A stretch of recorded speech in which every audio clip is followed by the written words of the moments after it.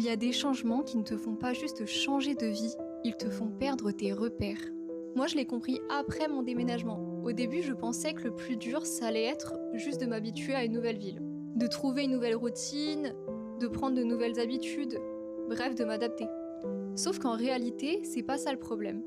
Le vrai problème, c'est qu'un jour, je me suis rendu compte que je me reconnaissais plus. J'avais plus envie des mêmes choses et je savais plus ce qui me faisait du bien. Et même courir, qui était mon équilibre pendant des années, est devenu compliqué pour moi.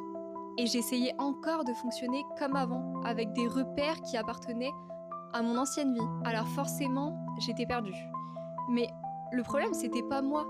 C'était que je cherchais encore avec une ancienne carte, des anciennes données, une ancienne identité.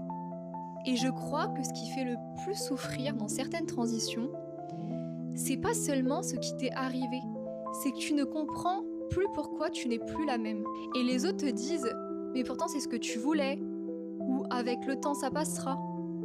Alors toi tu culpabilises et tu te demandes pourquoi t'arrives pas à avancer, pourquoi t'as l'impression d'être bloqué, pourquoi tu tournes en rond, alors qu'en réalité c'est normal. T'as simplement perdu les repères qui te permettaient de savoir qui tu étais. Parce que t'es plus la même maintenant. Et moi, j'aurais aimé qu'on m'explique ça de cette façon-là, beaucoup plus tôt. Parce qu'à partir du moment où j'ai compris ce qui se passait, j'ai arrêté de croire que j'avais un problème. Et aujourd'hui, c'est exactement ce que je transmets.